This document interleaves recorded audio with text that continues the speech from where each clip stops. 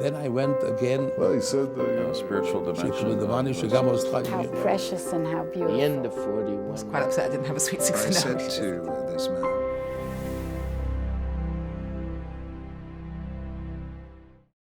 Mrs. Simcha Hecht has been involved in Beis Rivka for many years.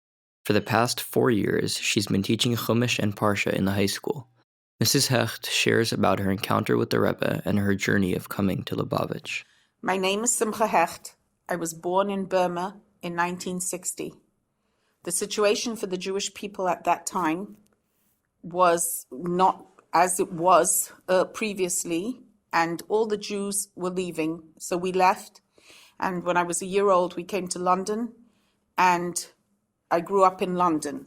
My family are Sephardi Jews from Iraq. I'm from Iraqi descent. When I was 11 years old, it was time for me to move from one school to the higher school, and I had to take an entrance exam.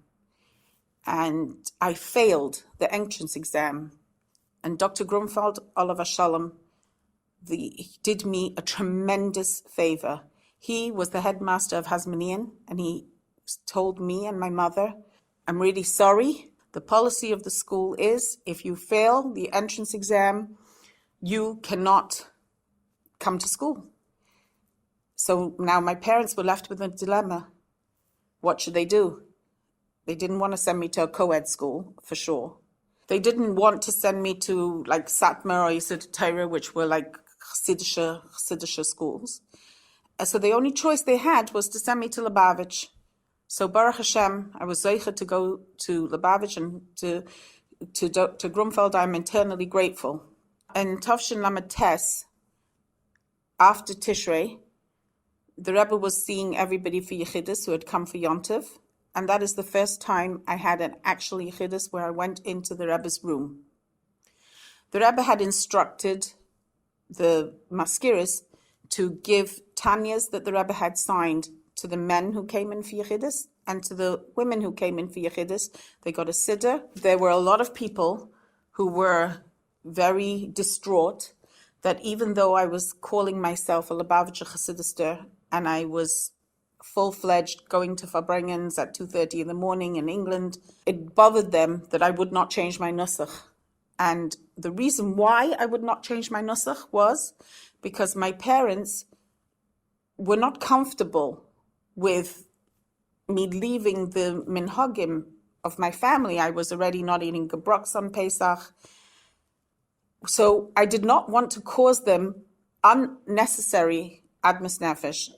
I figured that I'm soon going to get married in a couple years, and when I get married, I will change my nusach, and they'll be fine with it.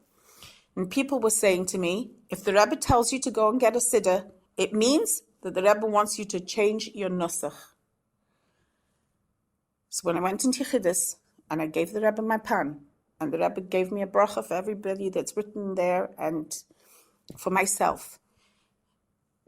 When the Rebbe was finishing off the Yechidus, he told me, before I go home, I should go to Maskiris and they will give me a siddur. So I said to the Rebbe, does the Rebbe want me to change my nusach? The Rebbe smiled from ear to ear, his whole face lit up. And the Rebbe said to me, in the siddur, there is Tehillim, and Tehillim is for everyone. And meanwhile, Rabbi Grona, the secretary of the Rebbe, was calling me out, and I quickly ran out because it was against my nature to disturb the Rebbe. So I left immediately, but the feeling that I had of warmth and understanding, that the Rebbe understood why and agreed with me. This was just something that lives with me forever. And in fact, I constantly say to him, for my 60th birthday, I gave all my children and grandchildren and in-law children a Tehillim.